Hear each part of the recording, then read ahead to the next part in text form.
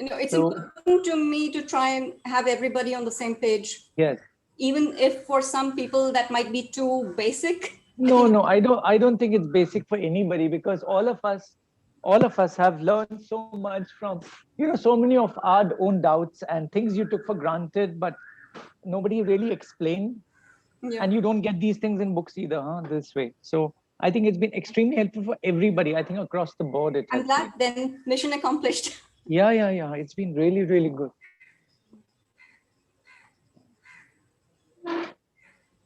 That way, just get some curtain here.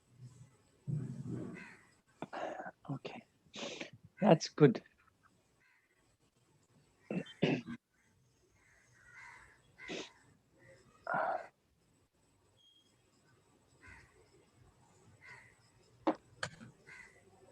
So, Samiksha? Yes, sir. How are things with you? Busy? Lots of digital work you guys are into, yeah? Lots of things happening with CSMVS. Lots of things happening and everything is happening virtually. Yeah. Exactly. Keeping ourselves busy and we are keeping our computers constantly working. Yeah. Chalo. Good. So what time are we letting them in? Oh, wow, we have 85 yes, already. We are good to go. It's 11. If we are comfortable, we are good to go.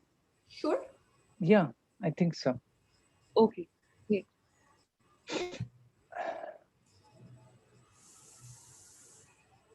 Reshma, should I begin straight away? Sure, please. Okay. It is 11, right? Hi, very good morning, everybody. Very, very good morning once again. It's the 1st of May. And today, temperatures will be lovely in Italy just now.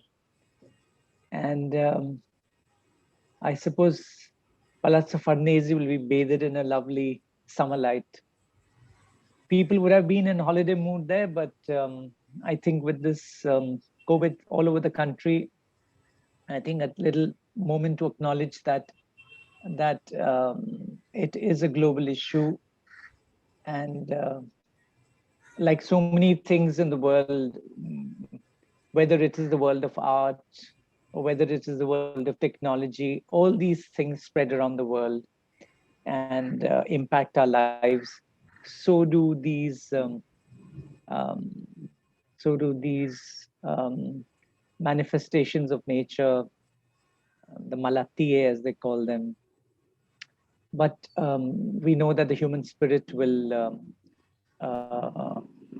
ride over these, and this human spirit has been exemplified over the years in this manner, in terms of courage, in terms of fortitude, in terms of helping each other as fellow human beings in times of crisis, and also in terms of how human beings have come together to create these fantastic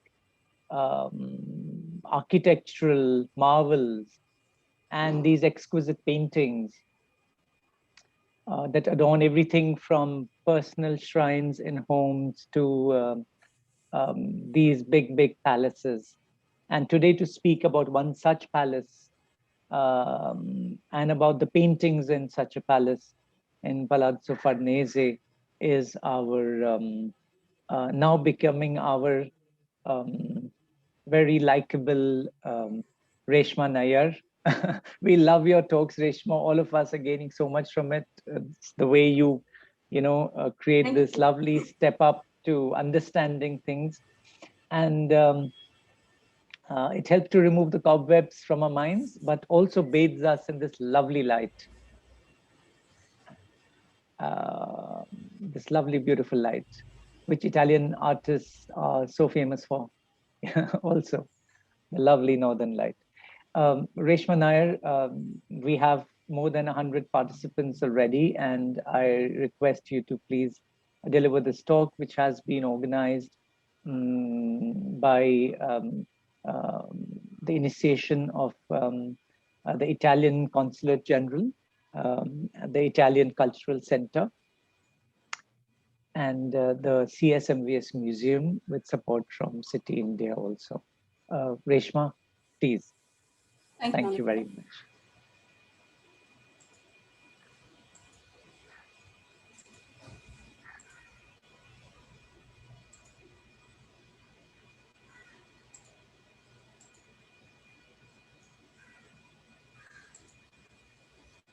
Oops. Just one moment. Okay. So today we're going to be talking about the ceiling of the Galleria Farnese. The word Galleria just means gallery, and Farnese is a family name, a very important Roman family, which reached its most important social peak with the election of Cardinal Alessandro Farnese as Pope Paul III in the 16th century. The decoration that we're going to look at is in the family palace of the Farnese. So it's called the Palazzo Farnese. It's in Rome. It's enormous. And within that palace, there is this narrow, long gallery where the Bolognese artist Annibale Carracci decorated the barrel vaulted ceiling. A few years later, he also was responsible for the decoration, the painted decoration of the walls, which we won't be talking about much. I'm going to focus on the ceiling. So the paintings in this barrel vault. The name Annibale Carracci, I'm going to write it out in Hindi. So Annibale, it's a double R, Carracci, and a double C. So this is the facade of the Palazzo Farnese. It's enormous. It takes up an entire block, and more impressive than, or rather adding to the grandeur of the palace itself, is the fact that there is this large open space, which is really at a premium, was also at a premium in Rome. So it actually has an approach which is quite rare, and you're able to admire this magnificent, extravagant building, the plot for which was acquired by Cardinal Alessandro Farnese, who was elected Pope in 1534.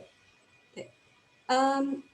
His grandsons inherited the palace, and among his grandsons was his namesake, another Cardinal Alessandro Farnese, who was such an important patron of the arts in Rome that he was nicknamed Il Gran Cardinale, the Great Cardinal. Okay. He was one of the most important collectors and patrons of his age.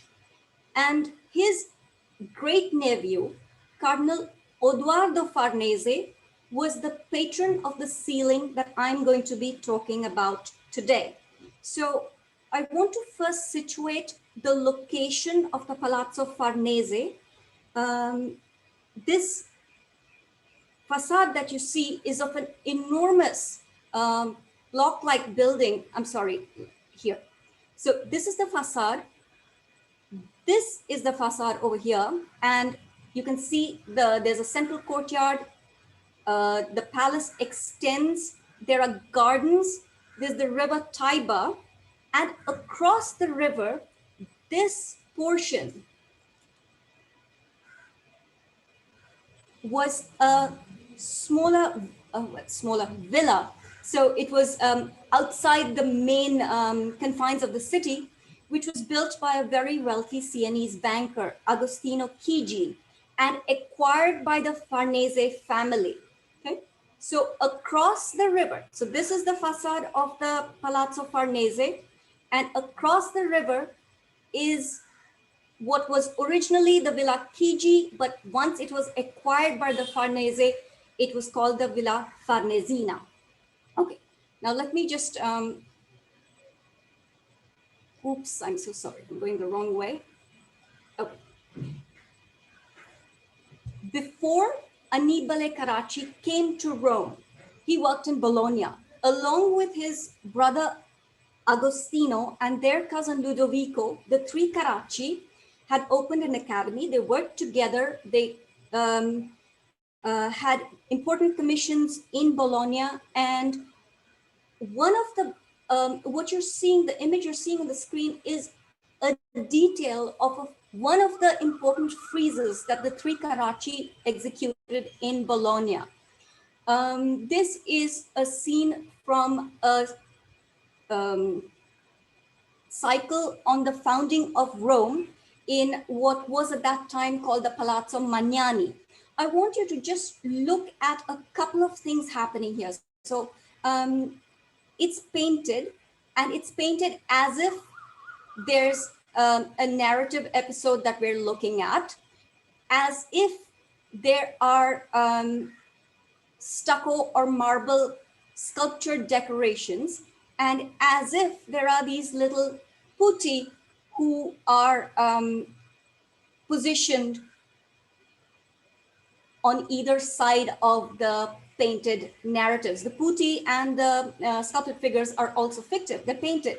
And below the Puto and the Atlantid figure, you have a fictive monochrome frieze running across. Okay, the Annibale Carracci is a very important artist because his work, and especially his work in the Palazzo Farnese that we're going to look at, the gallery ceiling, is one of the key monuments that mark the beginning of Baroque art. And I'll talk a little more about that more into the lecture. For now, I would just like you to read this point, that Annibale Carracci was credited with fusing disegno and colorito. To put it very simply, disegno is refers to a combination of drawing or composition, in the sense that in a painting, there are two basic ways you can choose to build up the final image. One is by starting with outlines and then coloring them in. And in the Central Italian school, this was considered fundamental and the most important part, the most intellectual part of planning a composition. In the Northern Italian school, where oil painting predominated, it was colorito or color that was used to build up form. Now, Annibale Carracci is credited with merging both these together into his art. And we'll look at how that works in as we go further. One word that's very important to understand, to really understand what Annibale achieved in the Farnese gallery ceiling, is paragone. The Italian word paragone means comparison, sort of a competitive comparison.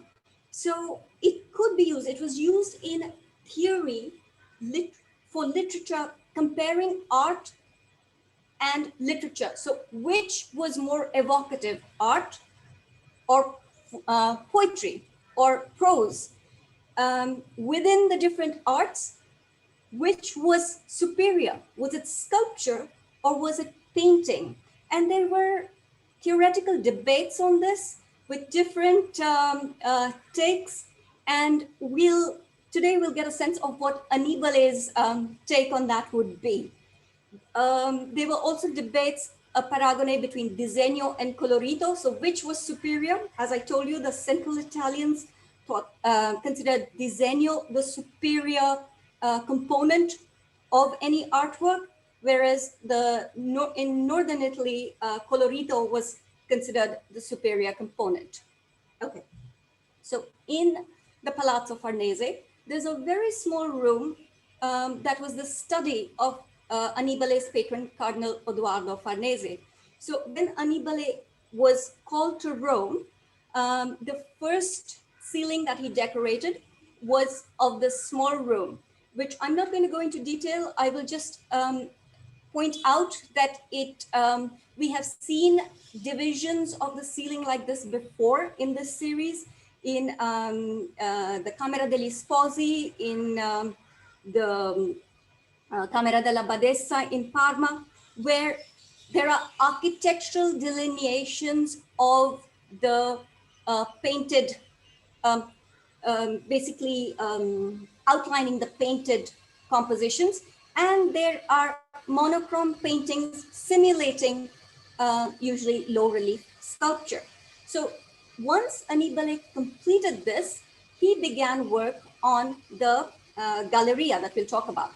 Now, I want to talk about for a moment some of the things that Annibale had seen and which he was actively referencing in his Galleria ceiling. So in the Villa Farnesina, which was originally the Villa Chigi, Agostino Chigi had commissioned Raphael to decorate the ceiling of this loggia. So you see these 5 arches here, which are a loggia, sort of like a veranda.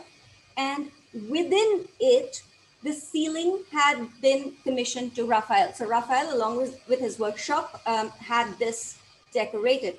And the way Raphael conceived of it was as if the ceiling is open to the sky. So all this blue that you see is open to the sky.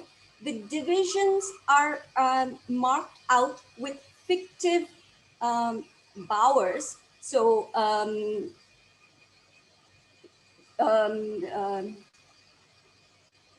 going to say garden architecture. I don't know the exact term, but you get the point. And within these compartments, the theme of this loggia is the story of Psyche and Cupid.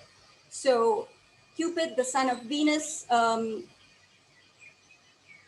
eventually marries Psyche, but there are obstacles created by his mother Venus. And this is the story of Psyche and her wedding to Cupid. Now, if you look at the center, okay, these 2 center portions, you'll see that Raphael has conceived of them as if there are tapestries that have been hung across. That's why you have these scalloped edges. It's as if there's a very heavy, large tapestry that has been strung across the ceiling. Okay. Some of the details over here, there's a Mercury carrying a trumpet. Okay. The 2 little cupids flanking him, who seem to be having a lovely time flying around with, one has the panpipes. Here you have Venus with her attribute, the doves, and Zeus with his attribute, the eagle. And I'd like you to look at the tone. Look at the mirth in these figures. Now, look at Zeus's eagle, okay? Zeus has his leg placed on the eagle as if it were a footstool, and the eagle doesn't seem too thrilled about it. So there's a very light tone to the entire composition. And here you can get a better sense of the fictive tapestry. So all of it is painted, but it's painted to look as if there's a tapestry hung across the center of the ceiling. The tone that we just saw was one of the things that Annibale incorporated into his ceiling. Now, before I actually speak about the ceiling, I'd like to tell you that I'm using this image as we go further to give you a sense of what we're looking at based on this. So right now, this part on the left is what we're looking at here, okay? And if we were to continue beyond the screen upwards and towards the right, we'd be seeing all this. Okay. So Annibale, after finishing the small study room, began this. So from 1597 to 1601, he decorated the ceiling. And from 1603 to 4, the paintings on the walls were painted by him and his pupils. Okay? It's a narrow room, about 20 by 6.5 meters, and the ceiling is about 10 meters, say about 32 feet from ground level, from the floor. Note these niches in the side walls. This is very important. There are sculptures displayed in them. The Farnese had one of the most important collections of ancient sculpture in Rome and likely in Europe. So this room was used to display many of their prime pieces. And we will see how Annibale responds to that in his decoration of the ceiling. Okay. A view of the other side. Now, notice this door, okay? So you can enter the room from the long side with this door, but on this side, there are windows. So there's no entrance from the window side. Okay? And this is important because if you look at the central work here, it is oriented in a manner that a viewer standing with their back to the window. So a person standing here and looking up would see it correctly. If somebody walked in from here and looked up, they would not see it correctly. Okay? Keep this in mind as we go further. I'll come back to it. Okay. This is an overall view of the ceiling with the top of the walls. Okay. So remember, we're talking right now about the barrel vaulted ceiling, which has a lot of imagery, and the imagery is organized. There's a central image, okay, which is a scene of the god Bacchus and Ariadne. So it's the triumph of Bacchus and Ariadne that is the central subject. And flanking them are two tall paintings. This is Pan and Diana. We'll look at better images soon, but I want you to get a sense of how it's organized. This is Mercury giving the golden apple to Paris. Here, there's a painting that is not convincingly identified, so I'm just going to say sea god abducting nymph.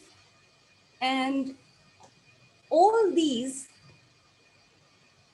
the main image, the main painting, the two flanking paintings, and the one below it are oriented to be seen this way. So this painting of Aurora and Cephalus is oriented to be seen by someone who enters this room and looks up.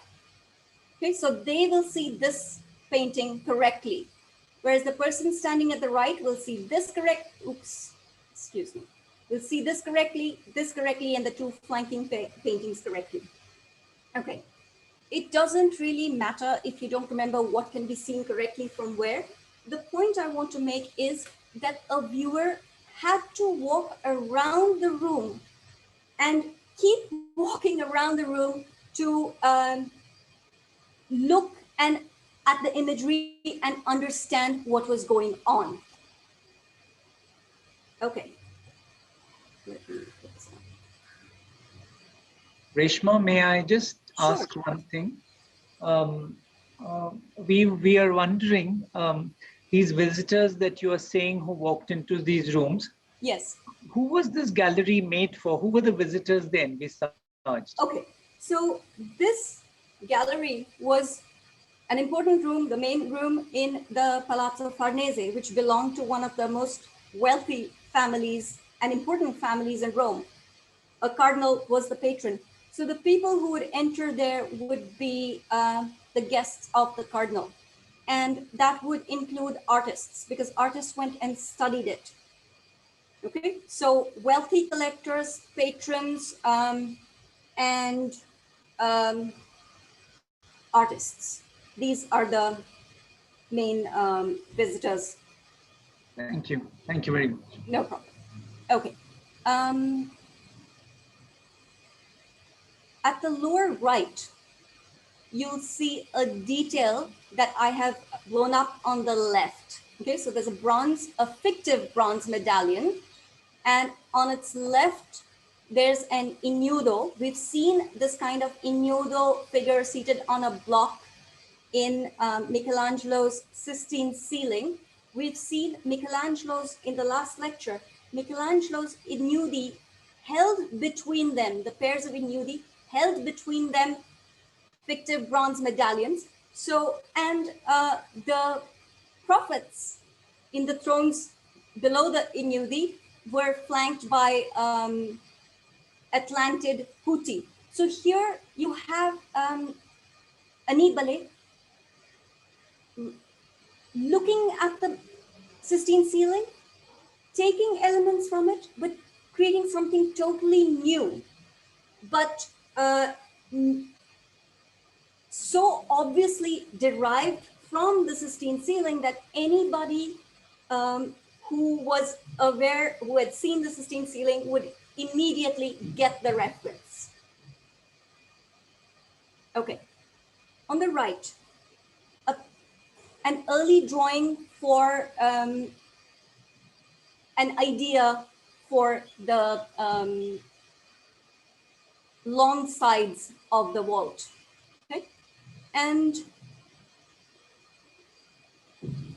obviously, we know from the finished vault that Annibale changed the design completely, but it's important to note from this drawing that, so here there's a fictive niche and there are two ignudi, but we don't have those fictive niches here. We have fictive niches on the walls. I'm sorry, actual niches with sculpture on the walls. So that's what Annibale was referencing, but he thought of this idea, but he eschewed it in favor of the medallions instead of the niches. Okay, now, this figure that you see, the Hercules figure, was one of the star pieces in the Farnese collection. It is actually called the Hercules Farnese. Okay? It is today in Naples, along with many other sculptures and artworks from the Farnese collection. And you'll note that Annibale just flipped it over. Well, I won't say flipped it over, left to right, and used it as a figure in his drawing for the niche. And here on the left, you have Michelangelo's famous figure of Jonah, which again, flipped over, that position is reworked by Annibale for this ignudo on the right. Main points, Annibale was looking and trying to create these references to both ancient art as well as more recent art that patrons would be aware of, patrons and artists. Okay, now one of, this is in Italian, I'll translate it for you. One of his biographers wrote this about Annibale in a manuscript treatise on painting. He said, Annibale Carracci, when he first arrived in Rome, was able to merge together the refinement of drawing, of disegno, of the Roman school, of the Central Italian school, with the beauty of the colorito, of the coloring of the Lombards, of the Northern Italians. So how did he do that? Or rather, how does that manifest itself in the Farnese ceiling? That's what we need to understand. And along with that, you will realize that what Annibale has done is he has looked at very many different sources. So different artists, different visual works, different manuscripts and printed works, and he has combined them. And for some critics, this was considered even frivolous, but there is so much of originality in it that the mind boggles. That's all I can say. It's absolutely brilliant. So we're going to look, when we look at the details now of the ceiling, we're going to keep in mind that he fused color and design. He looked at different sources from ancient art as well as more recent art. So the masters like Michelangelo and Raphael, and he created something absolutely stunning and new in a style that basically brings in the Baroque, brings in dynamism, brings in rich coloring, and brings in an activated composition that replaces, or rather that goes beyond the harmony and balance of the Renaissance. Okay. Some other early sketches by Annibale of the ceiling. So here in the center sketch, you see a balustrade, and Annibale basically did away with the balustrade almost completely. It is only in the four corners that you get a glimpse of the blue sky and portions of the corners of the balustrade. So the balustrade is fictively there, but it's behind everything that's painted, and it's only visible in these corners that are open to the sky. The sketch on the left, I think, is very important because it gives you a sense of the work that went into designing a composition of this magnitude. And when I say magnitude, I don't mean size as much as complexity. It's an exceedingly complex composition, and its smaller size as compared to, say, the Sistine Chapel should not go against it when we evaluate just how brilliant a composition it is. Okay, also to note on the corner, the way he has dealt with this awkward area is to paint the putti as if they are embracing or fighting, one on each side and kind of meeting in the center. And these terms, so the word term, okay, is the same as the word herm. And it just means it's the kind of sculpture which has a human figure at the top and ends in kind of a column at the bottom. These were terminal sculptures in the sense they usually were used to mark the boundaries of gardens. Okay? So these terms that seem to be embracing in the corners, so they also meet, they're following the curve of the vault. And a few other things that we'll look at in other images, but I'd just like you to note. So this painted ignudo, okay, is seated on a painted stone block and overlaps this painted stone term. Next to him, there's a fictive bronze medallion that appears to be behind a painting with a gilded frame.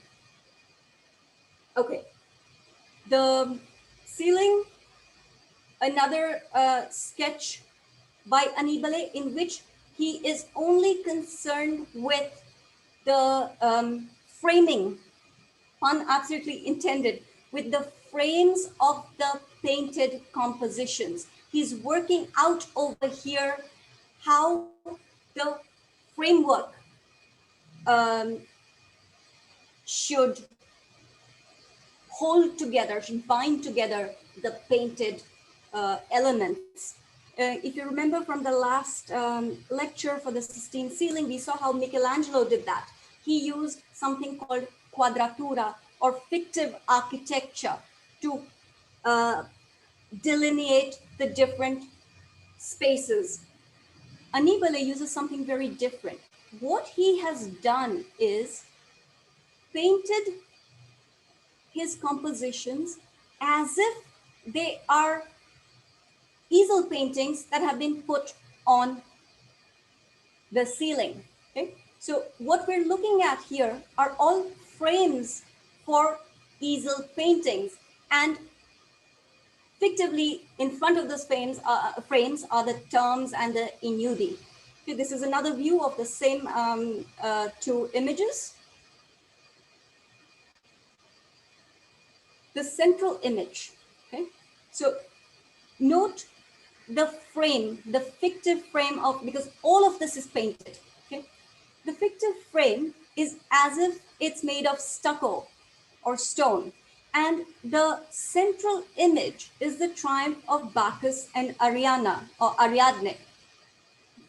This was a very, very popular topic in a subject in ancient sarcophagi. So Bacchus, the god of wine, is usually shown with his coterie of satyrs and maenads who are usually dancing and drunk and just frolicking everywhere, lots of putti. One of the important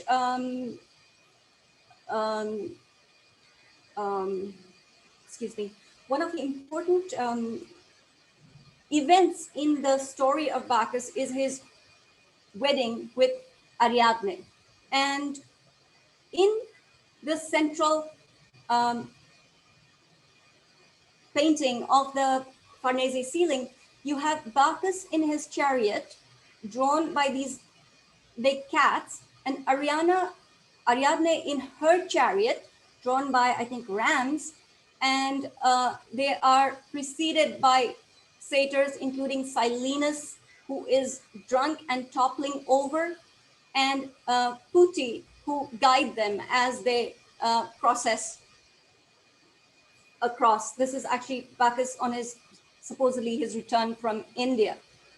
Okay, so as I mentioned, I'm using on the upper right, you see this is the central portion that we're looking at. Now, I'd like you to look at the image on the right. This is a painting in the CSMVS collection. And here you see Bacchus on his chariot, and I think drawn by cheetah, I can't tell. A very, very popular subject. Lots and lots of easel paintings were made on this subject in the Renaissance. And what Annibale has done, he has painted the ceiling as if one of these easel paintings of Bacchus, of the story of Bacchus, has been placed right in the center of the ceiling. This type of fictive depiction of an easel painting on the ceiling is called a quadro riportato. Quadro means painting, riportato means moved, transposed or transported. So a painting that has been moved. So when we talk about illusionistic ceiling painting and we talk about a quadro riportato, all it means is that the painting, the painted element is made to look as if an easel painting has been placed in the ceiling. Just contrast this with what we saw in the Villa Farnesina, the feast of Cupid, at the wedding of Cupid and Psyche, where it's as if a tapestry has been hung there. So when it's a painting, it's a quadro riportato, singular, plural quadro riportati. And all of the Farnese ceiling, the Galleria Farnese ceiling, is basically quadri riportati. So the central one, these four, the two flanking ones, the two flanking on the long sides, these paintings in the corners and on the sides, two large paintings surmounted by two smaller paintings. And in addition to all these quadri riportati, there are along the long sides a fictive frieze which has fictive bronze medallions, fictive putti, fictive terms, and fictive inudi. So this is the skeletal structure, if you will, of the Farnese ceiling. Okay, we'll just look quickly now at some of the paintings. So here we're looking at, so the central Bacchus painting. On its left, the tall painting is Pan and Diana. So Pan offers wool to Diana. So the movement is from down upwards. Pan is handing over the wool to Diana and will eventually use that to lure her and seduce her.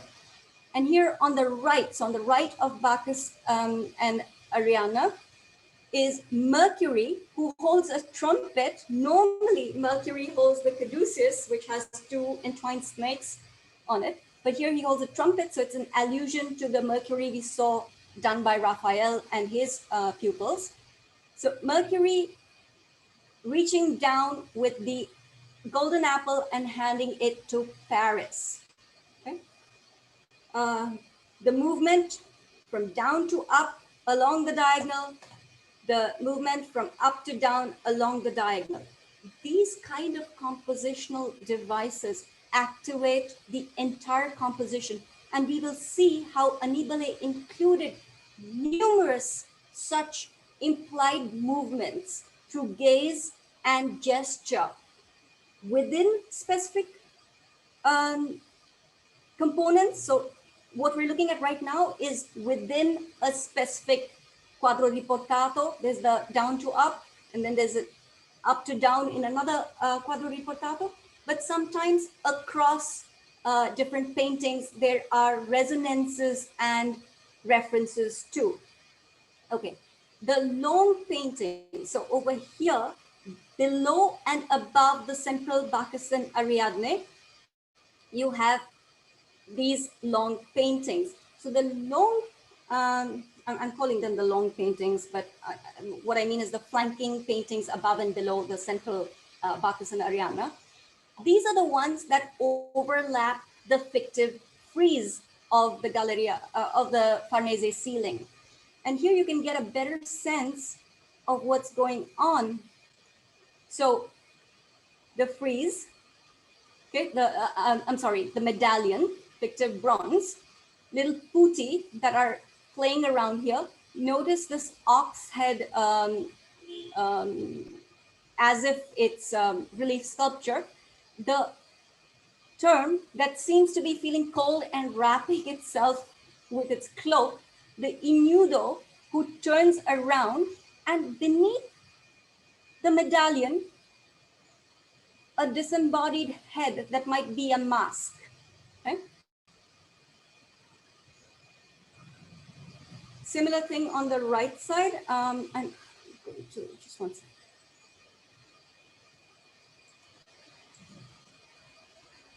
Just note the ridiculous appearance of this face. Okay, he has a bow on his head and he's looking upwards. Look at this puto looking this way. This ignudo looking this way. All these gazes and the gestures that imply movement sometimes and connections at other times are cues for the well-educated viewer. The very well-educated viewers, very well versed in the latest artworks to make connections between different components of the entire ceiling. Okay, the two short sides. So you have, we're looking at these. Okay, so two quadri riportati of on the theme of Polyphemus. So on the left you have Polyphemus, and who basically falls in love with Galatea. So on the right you see Polyphemus looking at Galatea, and on the left you see him chasing Galatea and her lover Archis. Okay. Above these two large quadri riportati are two smaller quadri riportati, again with loves of the gods. There's Jupiter and Ganymede, there's Apollo and Hyacinth. And at the corners of the larger quadri portati, you have satyrs sitting and dangling bunches of flowers and fruit. Okay, now I want you to note what's happening here. So to the right of, in the image on the right, look at the ignudo and look where he's looking, okay? So this ignudo is looking up here. There's a little puto who's positioned above the fictive medallion, which is hidden behind this fictive quadro riportato, and he's urinating. Okay? So the tone over here is definitely not a serious tone. It's a very, very frivolous, even ribald tone at times. Okay, quick comparison. In previous lectures in this series, we looked at Correggio's Camera della Badessa in Parma and, I beg your pardon, Andrea Mantegna's Camera degli Sposi in Mantua. Notice how they have used grisaille figures. So monochrome, white or brown figures to depict sculpture. Sculpture that is inanimate and basically static. Okay? In Correggio's grisaille figures, and Correggio's are with blue outlines, you will see between these ox heads, yeah, it is as if there are fabric bands, and within the fabric bands are ceramic or earthenware pieces that are precariously balanced, that might topple over into the viewer's space. So there is an allusion to movement. There's an allusion to activity and a potential dynamism, if you will. In Annibale's work, the dynamism is not potential, it is in action. And that is one of the really important components of Baroque art. So here we have a scene of Hercules and Iole. And again, the tone in all these loves of the gods, the great gods are basically mocked in these paintings. So you have Hercules, his attributes are the lion skin and the club, and they are with the woman who has for whom he has fallen. There's a little Cupid in the background. He is responsible for this because Cupid shoots the arrow that makes him fall in love, him and the other gods, and is responsible for their follies in a way. Okay, and it is an assumption that since she is wearing his robes, he is probably wearing her robes. Okay, look at this term. Okay, it's not exactly a term. So the term usually you would expect it to end in a column. The lower portion is a column like these two, but this term to the right of this painted scene is actually has a human form. So is apparently sculpture, and he's turning away. Note the masks as usual with their very entertaining expressions. Jupiter and Juno, the masks over here are absolutely, this is one of my favorite parts of the ceiling. So I'm just going to show you what's happening. These two putti who seem to be looking out towards us, this term who's looking down here, this is a depiction of the story of Apollo and Marsyas. Apollo flaying Marsyas, he's actually skinning him. This ignudo looks down here. This guy is looking back up here. This one is looking up here. So all the gazes kind of bringing you towards the center while these putti are looking at you. Let me move on. So over here, Jupiter and Juno. Juno's attribute the peacock, Jupiter's attribute the eagle. I wouldn't call it a coincidence that his Jupiter's leg and foot are basically using the eagle as a footrest, because it's perhaps an allusion to Raphael's composition that we looked at earlier. This Inudo who's looking away, and this term and this almost term. Okay, almost at the end. Reshma, Yes. Reshma, before we go to this, Yes. there was just one question that came Sure. up because before that passes on. See, even here in the grisaille, you have the frames, Yes. right, that have been made, Mhm. and these are painted, right? So some of the parts, some of the audience want to ask, those lovely gold gilded type of frames that you showed earlier, they are also painted. Is it Painted. so? It's all fictive. It's all illusion. And can you go back just 2 slides to where they have exchanged their clothes? I just wanted to mention, because it is in context, that this thing about lovers exchanging clothes, you also find representations of this in the miniature paintings in India with Radha and Krishna Okay. as the amorous couple who exchange their clothes with each other. And in fact, it finds reference as an art historical motive also in different cultures. Okay. Just one thing to keep in mind, that over here it is seen as a way of it's the male god being emasculated in a way. So it's not a tender loving gesture as much as a reason for us to mock the gods, to see that the gods are also have their follies. They're not. So there's a slight difference in the. I would say that the Connotation. meaning conveyed. Yeah, but that's interesting. Thank you. Thank you very much. I think what you mentioned also is a great clarification. Thank you. Okay, so let me just go back to this so that very quickly.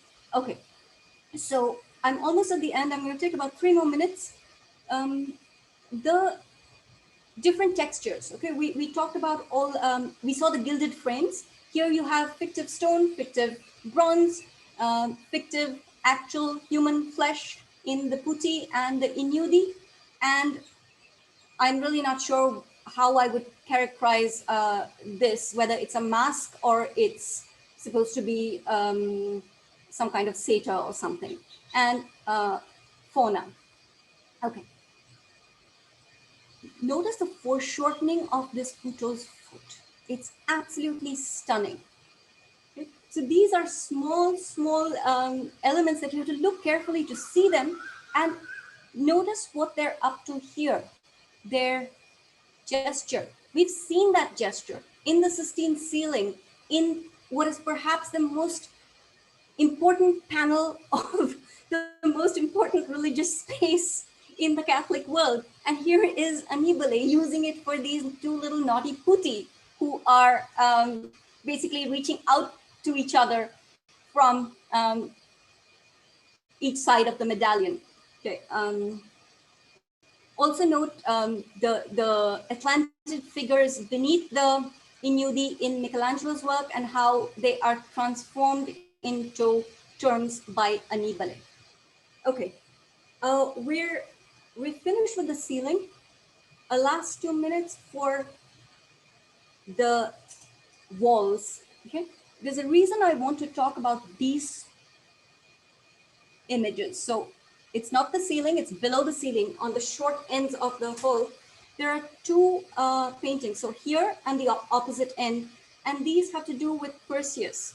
Okay, so Perseus freeing Andromeda and Perseus and Phineus. So Phineus is this figure at the bottom left in the lower painting, who was a competitor for Andromeda, and Perseus basically shows him the Gorgon's head and he turns to stone.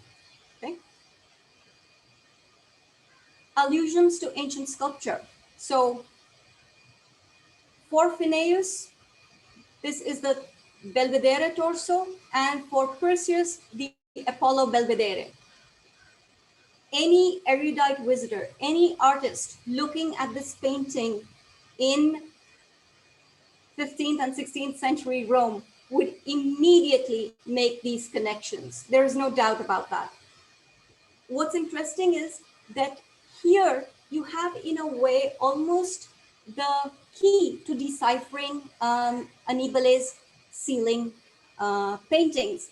So the story of Perseus and his use of the Gorgon's head to turn men to stone, okay, is relevant to the space, the function of the space, the gallery space. It was a sculpture gallery. Okay? So there were sculptures displayed here. And when Annibale decorated the ceiling, he decorated it with quadri riportati, with fictive easel paintings moved onto the ceiling, as if they've been moved onto the ceiling. And in his decorations, there are a lot of references to ancient sculpture. We've seen that. And in these large wall paintings, he has the story of Perseus, who actually turns humans to stone. So there's a play on the paragony, the comparison between the relative merits of sculpture and painting. And with Annibale's work, which is all painting, nothing but painting, with all its references to sculpture, with all its fictive sculpture, it is a statement on the supremacy of painting to sculpture. Okay, with that, I need a moment to drink some water and then I'm ready to take questions.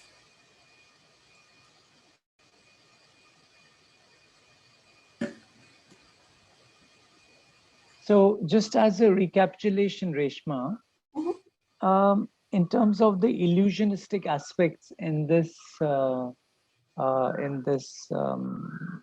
Galleria, which are the ones that you would say exemplify this aspect of illusionism?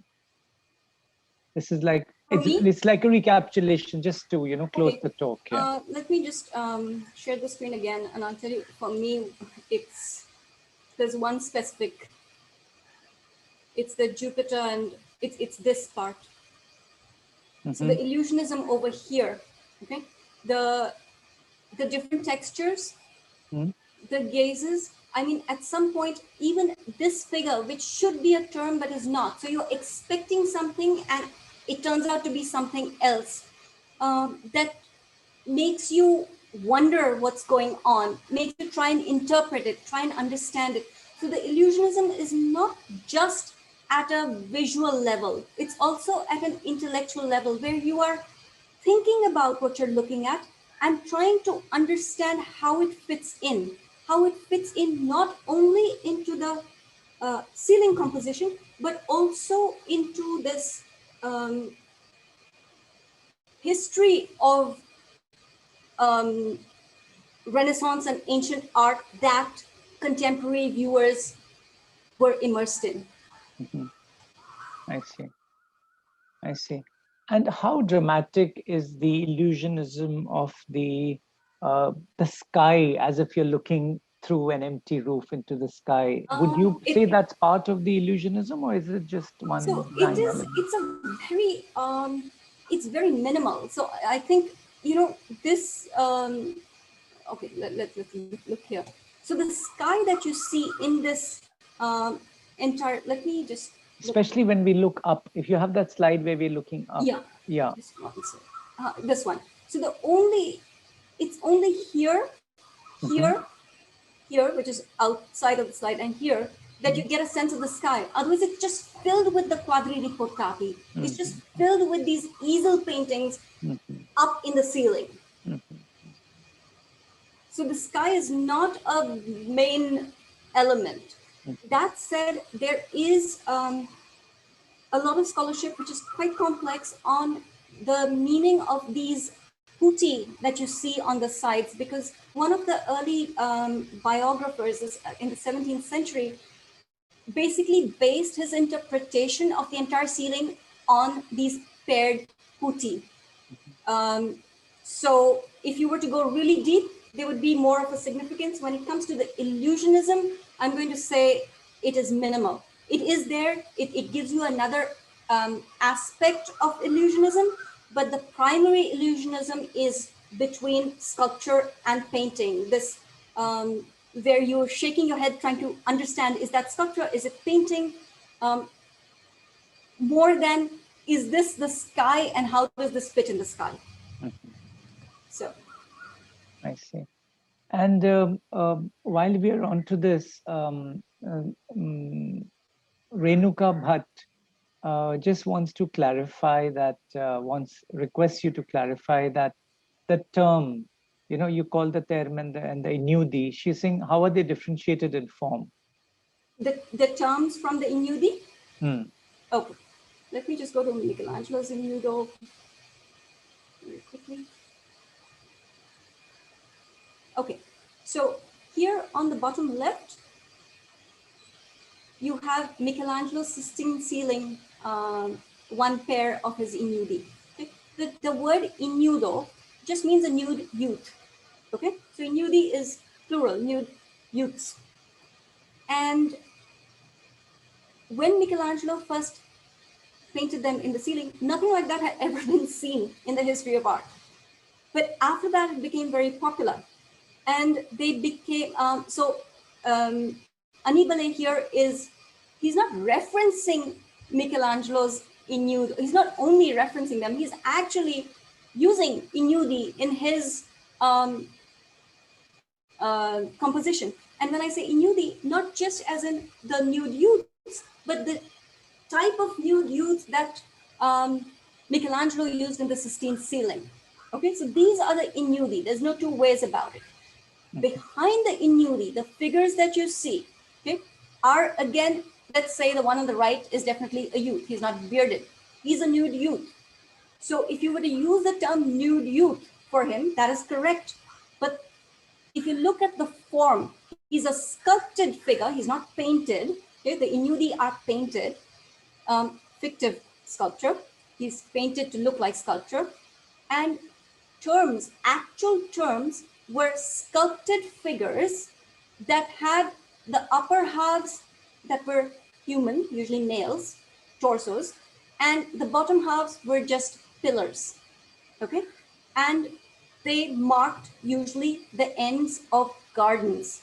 So where we would have, say, posts, they had the terms. So a term is a very specific type of sculpture which has a bare upper body and the lower part culminates in a sort of post, I'm not getting the word right now, but it's sort of like a post. The Ignudi are painted nude youth who are derived from Michelangelo's Sistine ceiling Ignudi. Alex Coutinho asks, Reshma, he says that if the patron was a cardinal, did he not give any particular request that stories from the Bible be used? Okay, so that is, just one sec, let me go to one of the images which will help me answer that question, which is somewhere in the beginning, I think, maybe the first image.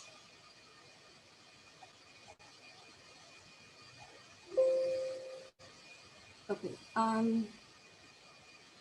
when the walls were decorated, okay, I think it's this painting. I can't really tell from the way it looks, but above this entrance door on the long side, there is a painting of the Virgin and the Unicorn. That is the sole religious painting in the room.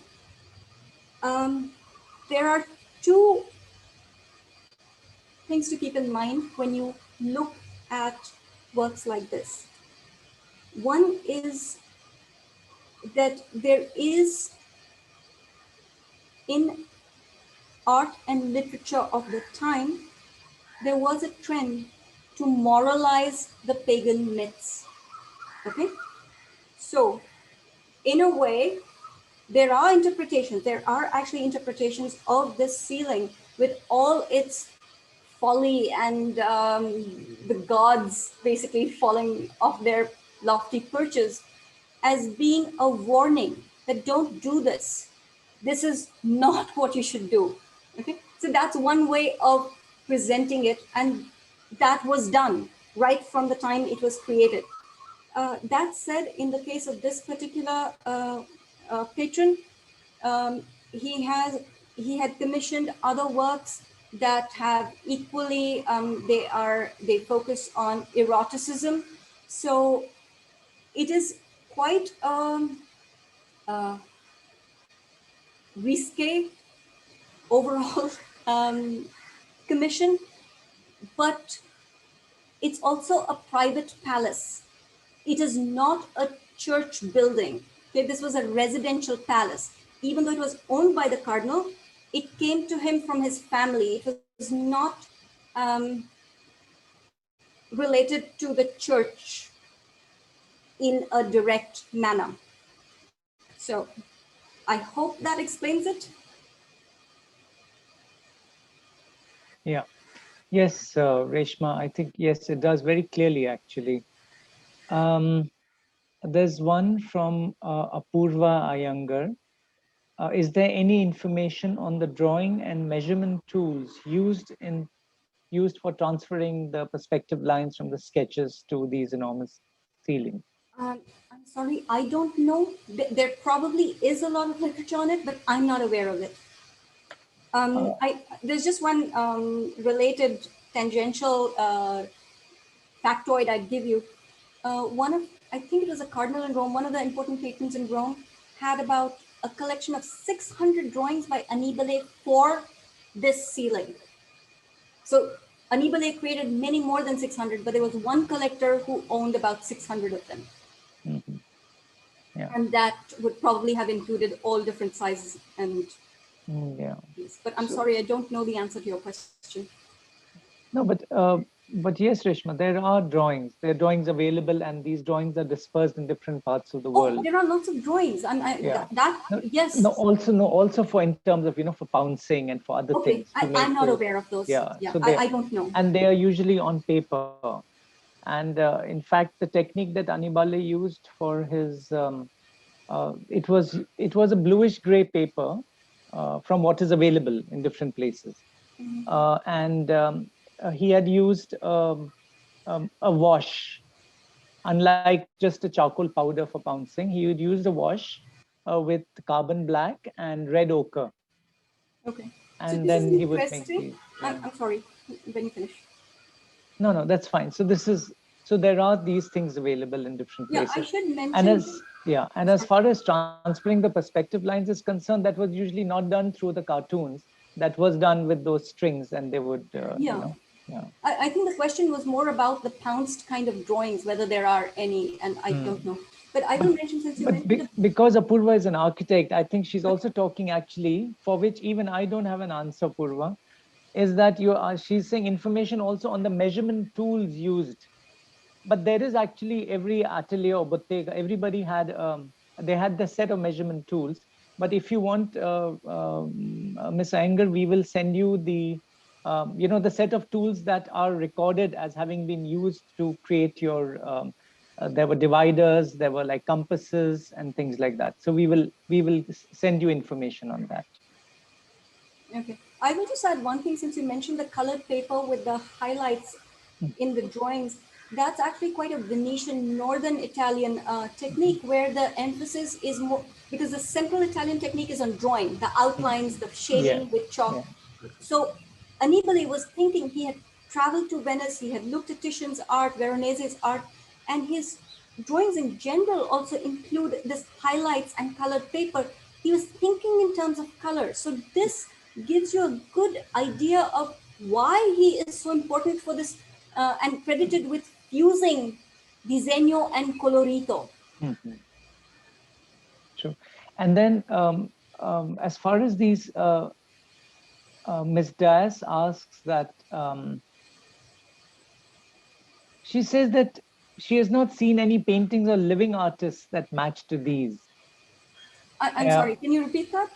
I think Ms. Dias is saying, well, I'll just read out what she says. Okay. With these paintings and frescoes, almost 400 years old, I've not seen any paintings of living artists that match to these. Oh, I suppose this is in terms of matching to these in terms of quality and la bravura of the artist or something like that. So I think it's a statement. It's a statement. I'll go to a question. Yeah, sorry, after you. Sorry. I will, I'm just going to go in a totally different direction here. I don't know much about contemporary art, but there are some street art. Some of the illusionism that street artists do, I mean, it is fascinating. So I would not quite agree with that. I think there is art. It's just that it's not what we consider high art. It's not in museums, but I would think it is of a quality that, and of a beauty that deserves much more than just, being put online or something. Mm-hmm. And there must be other works that are that I just am not aware of. I don't know. Mm-hmm.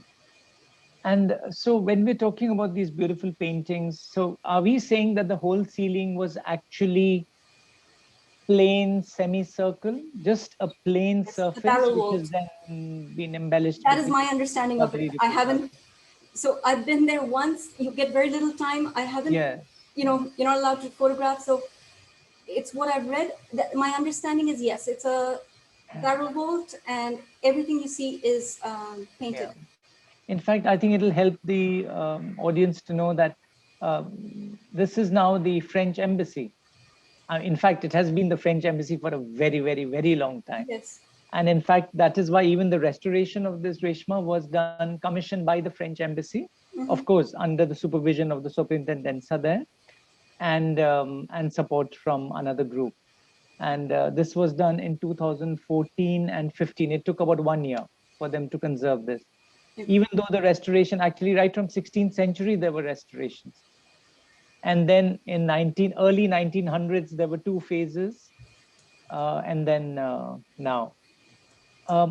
One question now that relates to which Reshma would like you to address is Siddharth Khandelwal, who is a designer. They have a firm called TWO, the brilliant designers. He asks, in Pan and Diana, as well as in Mercury and Paris, in these paintings, the hybrid creature, which is the half lion and half human with the wings, looks very similar to sculptures found in Persepolis. Is there any connection? In Persepolis? Okay. So I don't know about the connection. The creature is half goat, half man. It's Pan, a satyr. Ancient Greek and Persepolis. I mean, definitely there could be connections. I just don't know. I wouldn't be able to give you any kind of answer on that. And one observation that he makes is that while most of the elements are in motion, these are not. These what? These creatures, the hybrid creature. I don't agree with that.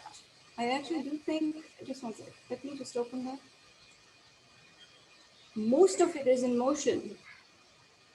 It's, Siddharth, maybe I have addressed your question wrong. Would you like to just clarify what? Yeah, what Siddharth, would you like to speak? Samiksha, will you allow Siddharth to express his question himself? Oh, sure.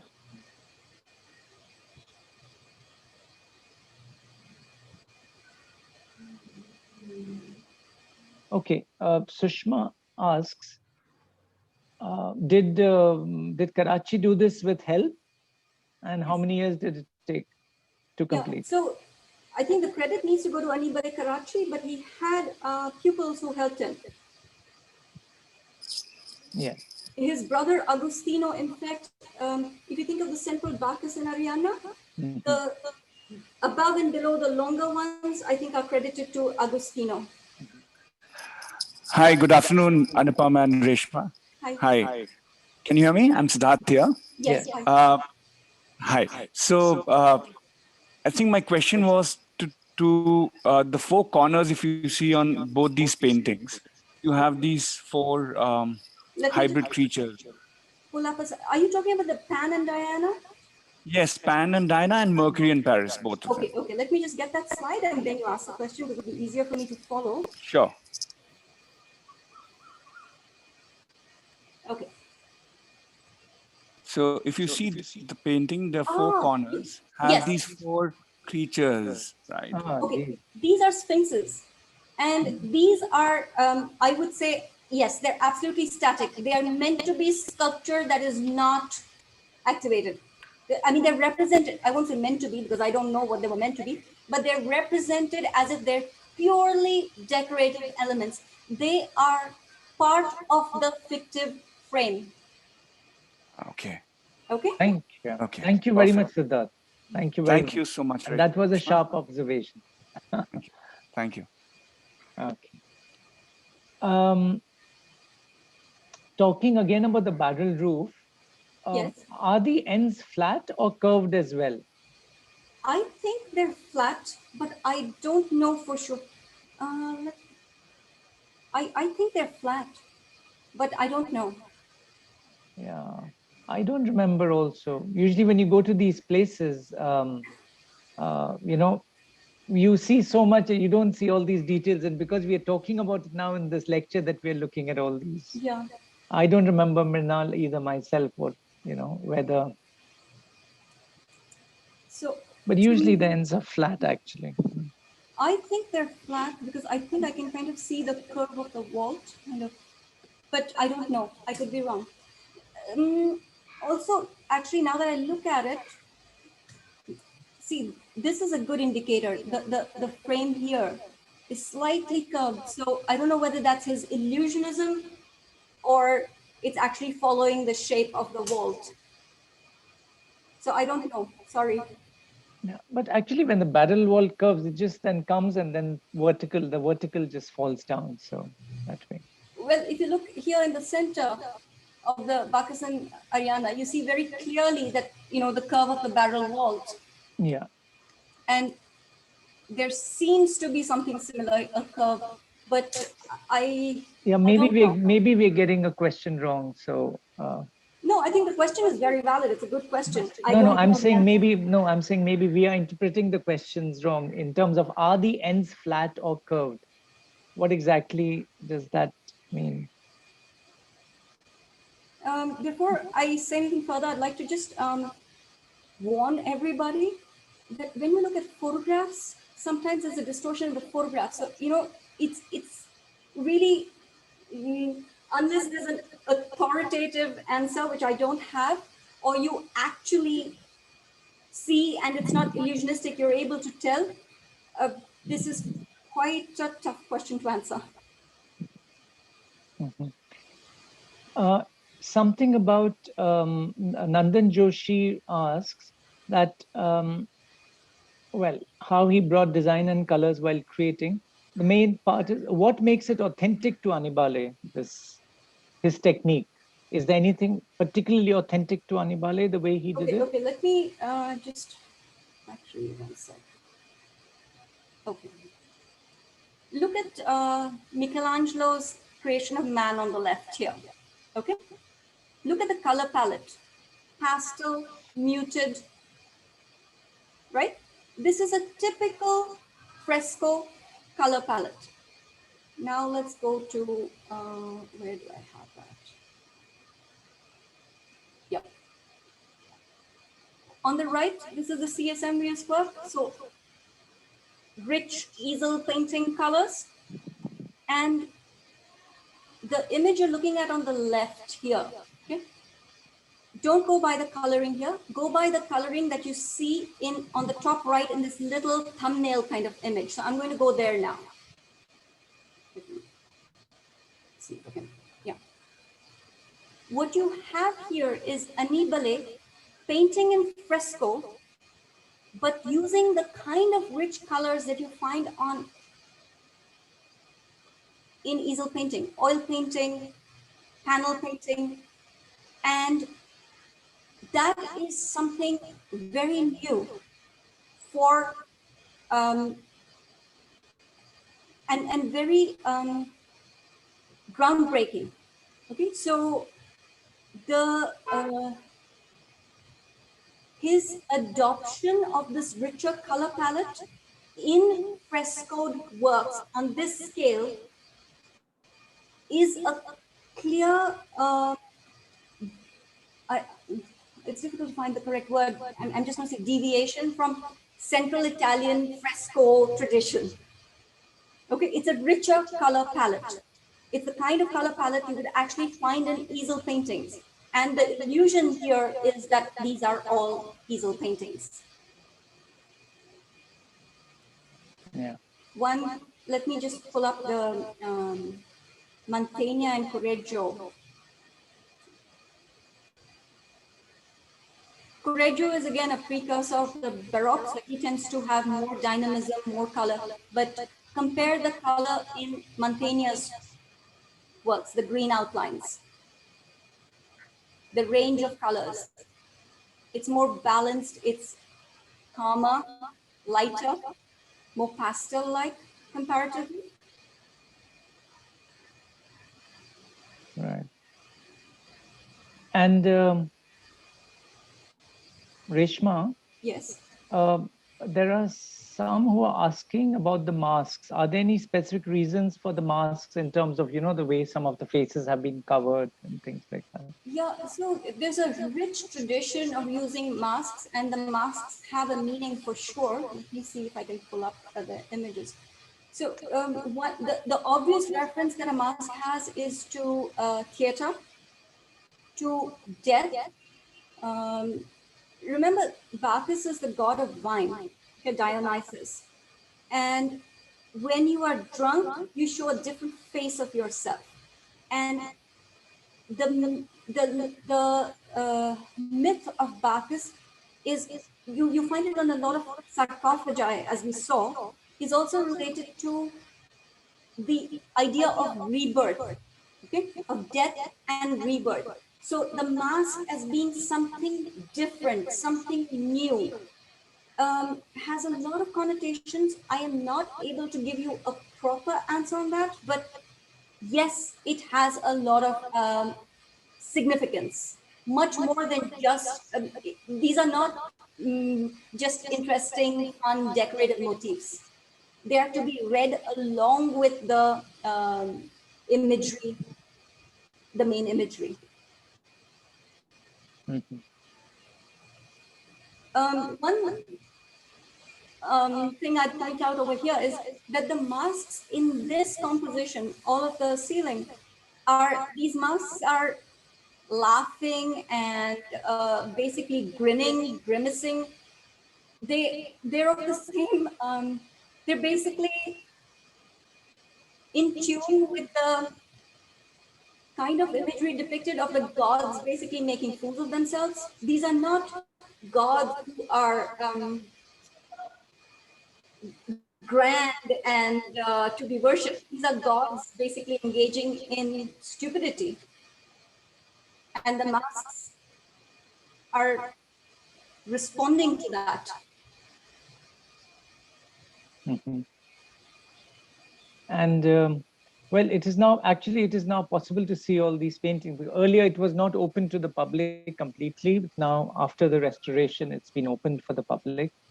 And even though it's the French embassy, and there was a question asking, well, for that question by Mr. Siddhant, it's been with the French embassy for more than I think since 150 years. Yeah, about late more, 1800s, 1800s, I late think 1800s. Yeah. maybe even 18th century. I don't remember, but many years. Yeah.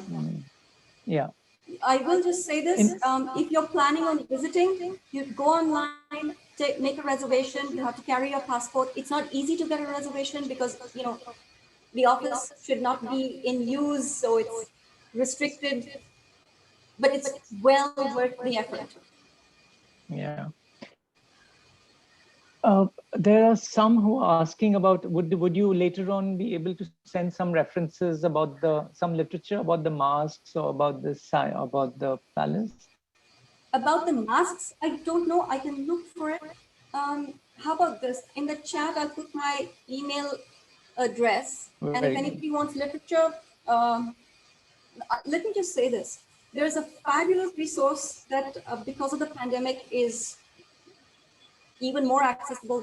It's called JSTOR. If you go to JSTOR, JSTOR.org, I'll put it in the chat. You can create a free account. Usually you can read up to 5 articles a month in 30 days. But nowadays it's 100 articles because of the pandemic. And there's fabulous, fabulous literature on the Farnese ceiling. You would just have to put Annibale, Farnese into the search and you'll get a lot. It'll probably, I should warn you, probably create more questions, but really, really worth looking into. Yeah, I have a few more remarks. Francesca Amendola, the director of the Italian Cultural Center here in Bombay, she draws a parallel and says that it seems that the Galatea veil filled by the wind reminds the Raffaello fresco depicting Galatea in Villa Farnesina. So there's more than just that. So if you, there's definitely a reference. So that's Galatea's veil, definitely references the, so in the Villa Farnesina, there's a separate Polyphemus and a separate Galatea. The Galatea is by Raphael, the Polyphemus is by Sebastiano del Piombo, I think. And the veil definitely evokes that. Over here, just look at this. So the veil and this arch, and look at this. So there's a lot of, it's basically echoed by the toe urinating. Yeah, also the curve of the medallion. In Annibale's composition. Right, and Reshma, one more. This was about the movement of the visitors through the gallery. Yes. So they're saying, Emin Ennis is asking, was the need for visitors to move through the gallery in order to see the ceiling from different angles done intentionally in order to have them appreciate each sculpture? What was the reason of the way they arrange these paintings on the ceiling like this? I will try and answer that. It won't be a perfect answer, but it will give you some idea of how the space was received. Okay, so you see these two doors at the far end. Yeah, and we're standing, imagine that we're standing with our backs to the opposite wall. Okay, and my understanding, and I could be mistaken, is that usually visitors enter this room not from this door on the left, but from the wall behind us, a door on the wall behind us. So we would enter this way. Now, when you entered here and you walked in, if you wanted to see the central panel correctly, you would have to stand with your back to the windows and look up. Okay? You would see this correctly, you would see this correctly, and you would see this and the one on the left correctly. For everything else, you would have to move. So when you entered, you would see Polyphemus. He sees Galatea here. He falls for her. Now, when you walk into the room, you stand here and look back where you came from, and you will see Polyphemus basically with Galatea and her lover Archis running away. So it was required a way to walk around and view the different parts of the ceiling. At the same time, in these niches, there were about 10 to 15 sculptures, of which more than 8 were referenced in the paintings. I don't know the specific ones, but apparently they are referenced in the paintings. Not the sculptures you see today, but the ones that were displayed at the time this was unveiled. So it would require you to look carefully, not only at the ceiling, but also at the sculptures displayed in the niches. Right. So thank you, Reshma. And the sculpture and the paintings above each of the sculptures, are they related to the subject below them? Is it like that, or? Okay, let me. I think I just keep the slideshow on.